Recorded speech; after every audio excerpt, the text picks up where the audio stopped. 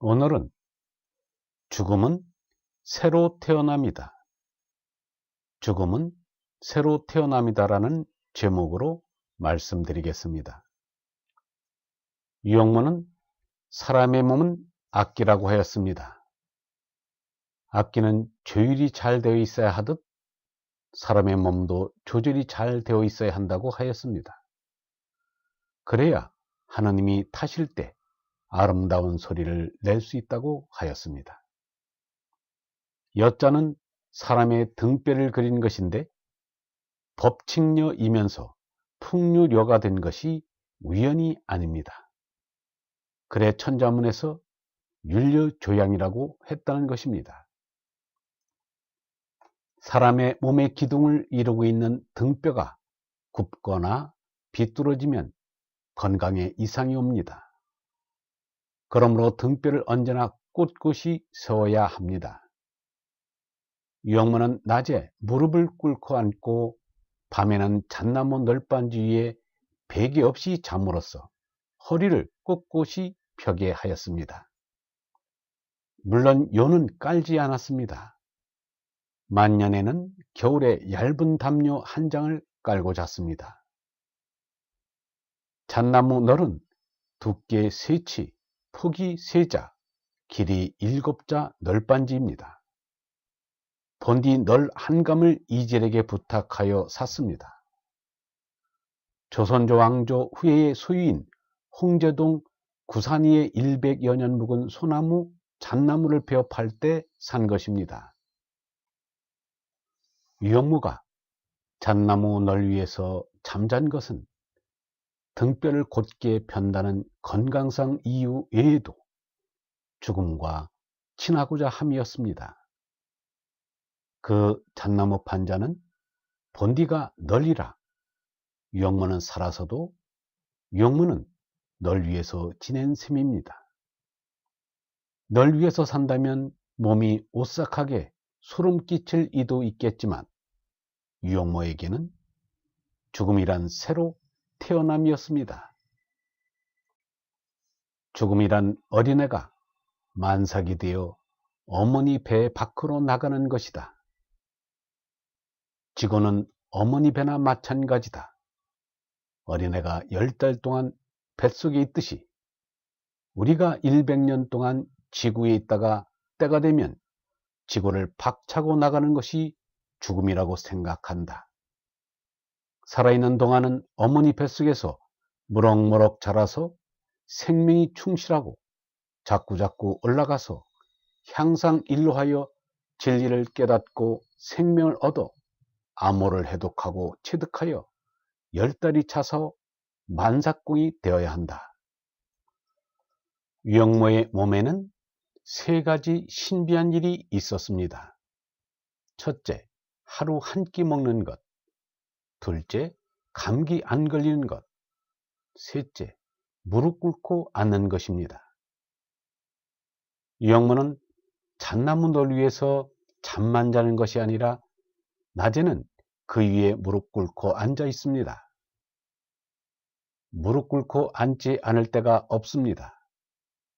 가르치는 스승이 무릎을 꿇고 앉아 있으니 배우러 온 이도 자연 무릎을 꿇지 않을 수가 없었던 것입니다. 그러나 잘 견디는 이도 30분을 견디기가 어렵습니다. 그런데 유영무는 하루 종일 앉아 있어도 아무렇지도 않을 뿐 아니라 그것이 더 편안한 것처럼 보였습니다. 무릎을 꿇고 앉는 것을 위자라고 하는데 자세가 바르게 되고 정신이 긴장하게 됩니다. 꿇어 앉음이 바로 어머니 모태에서 가졌던 자세이기도 합니다. 앉아있는 부처의 모습은 참에 가까운 상이다. 인도에서는 앉는 것을 귀하게 여긴다. 참선이 그것인데 앉아서 아주 완전히 들어가려는 것이다.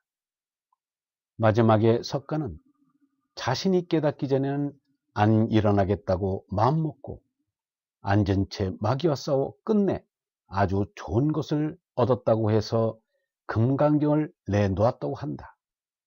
그래서 앉는 일이 부처될 사람의 일이다. 성경의 가르침도 깨어야 한다는 것이다. 깨기 위해서 우리는 앉아 배기는 일을 참고 배워야 한다. 그런데 유영모의 꼴을 앓는 자세는 여느 사람과 좀 다릅니다.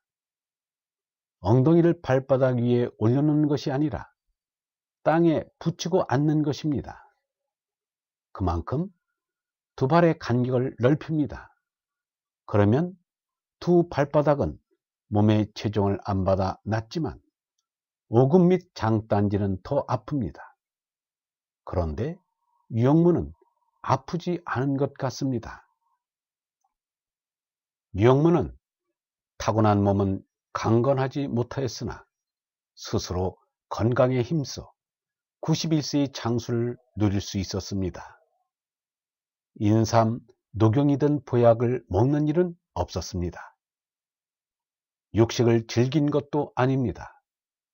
꿀물도 잘 안 마셨습니다.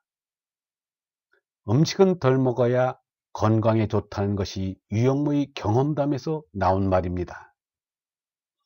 하루 한 끼가 건강에 가장 좋다는 것입니다.